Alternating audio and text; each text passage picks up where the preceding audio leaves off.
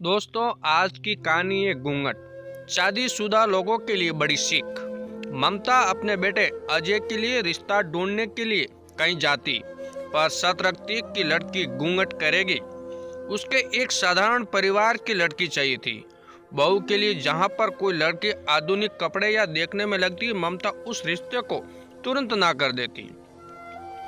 अजय और उसके पापा समझा कर थक गए थे कि अच्छे परिवार का रिश्ता होता है, लड़की समझदार भी होती है, पहनावे से सोच का कोई मतलब नहीं है। पर उसे तो जैसे धुन सवार थी। घूंघट तो कराएगी ही बहू से। ननद समझा कर थक गई थी कि मैं भी नहीं करना चाहती अपने ससुराल, पर उसको लोग लाज समाज का डर था। बहू नहीं करोगी तो लोग क्या कहेंगे। आज फिर किसी रिश्तेदार ने एक लड़की को रिश्ता बताया था। वहां जाकर देखा, सुशील लगी उसे और कुर्ता पर लाल रंग का कुर्ता और सलवार और भारी सा दुपट्टा पहने थी। नाम था सिया। ममता ने अच्छी तरह से प्रश्नों की बौछार कर दी थी। हमारे घर में सिर ढकना जरूरी है, हम लोगों के यहाँ कायदे हैं। सिया हर बात पर जी करके जवाब देती। अजय ने उस सिया से सब बात कर ली थी। उसने साफ साफ बताया कि उसकी मम्मी को सिर ढकने वाली बहू चाहिए।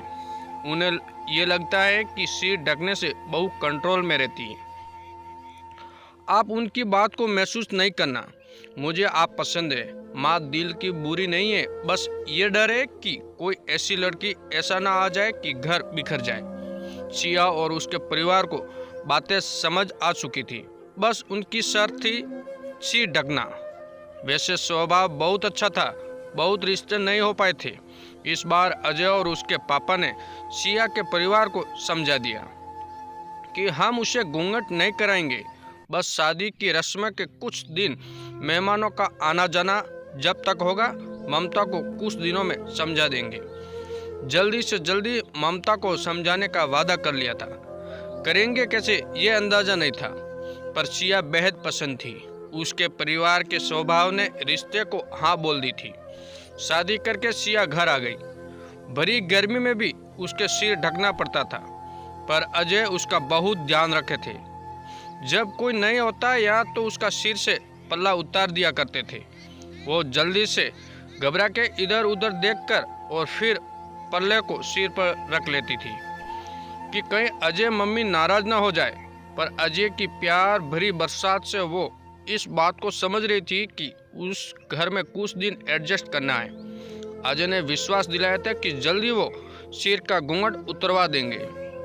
ससुर जी ने सिया को बता दिया था कि थोड़े दिन के बाद वहाँ जहाँ नौकरी पर जाएगी वहाँ उसे ले जाएगा। रीति रिवाज खत्म होने के बाद ममता से बात करेंगे। सिया समझदार थी और घर का पूरा ध्यान रखती थी। सिया के सिर ढकने से पूरे चेहरे पर उसके दाने निकल आए थे, जो कि हद से ज़्यादा बढ़ गए थे। डॉक्टर ने उसको बताया कि उसकी गर्मी की वजह से उसके चेहरे में इन्फेक्शन हो गया है। डॉक्टर ने उसको एलर्जी की दवाई देकर और सिर न ढकने की सलाह देकर घर भेज दिया था। सिया इन्फेक्शन से भी खुश थी कि अब उसे गर्मी में सिर नहीं ढकना पड़ेगा। ममता ने बहुत कोहराम मचाया, और लेकिन सिया के साथ उसके ससुर और अजय और ननद तीनों का साथ था, इसलिए सिर ढकना मना हो गया। सिया के दाने ठीक हो गए, पर ममता को उसका सिर ढकना पसंद था। इन कुछ दिनों में सिया को अब उसकी आदत हो चुकी थी बिना ढकने की। उसमें बहुत अच्छा महसूस भी कर रही थी, तो उसने कोशिश भी नहीं की कि सिर ढकने की। अजय के पापा का बहू सिर ढके नहीं पसंद था। अपनी बेटी भी दूसरों के घर जानी थी, तो वो चाहते थे कि बहू सिर न ढके। ममता को ये बिल्कुल बर्दाश्त नहीं था। लोग समाज क्या सोचेंगे, या कहीं सिया जवाब न देने लगे, ज़्यादा खुल जाएगी सबसे, तो ममता बातों से हमेशा कुछ न कुछ उसको ताने सुनाती रहती।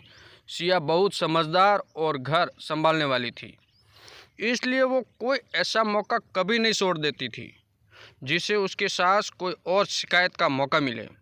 ननद के साथ घर के काम अच्छे से संभाल रही थी। सिया तो ममता बराबर में पड़ोसी जी की बहू की हमेशा तारीफ करती। एक तुम हो कि वो है जिसका सिर हमेशा से ढका रहता है। उसका कभी नहीं होता कि कभी नीचे किया हो पल्ला।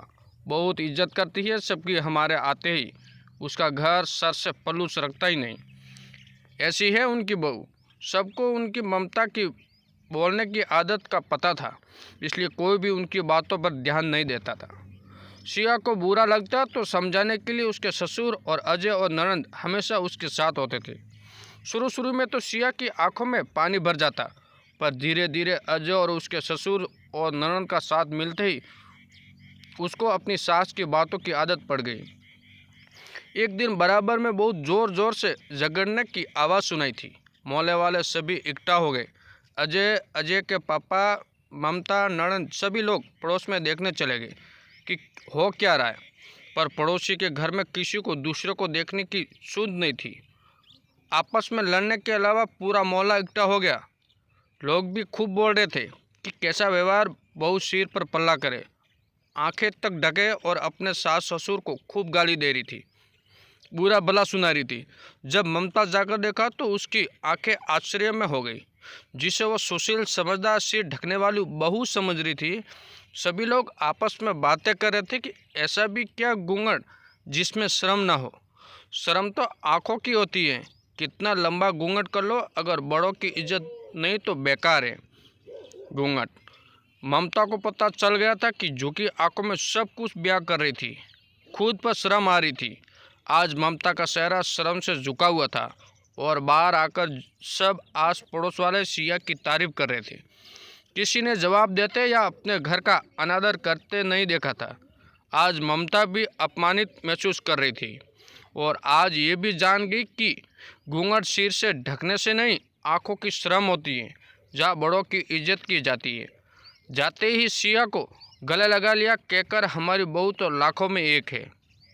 सब एक दूसरे को देखकर मुस्कुरा रहे थे। सिया अजय को एक दूसरे को देखकर आज के बाद सिया को कोई घूंघट का ताना नहीं देगा।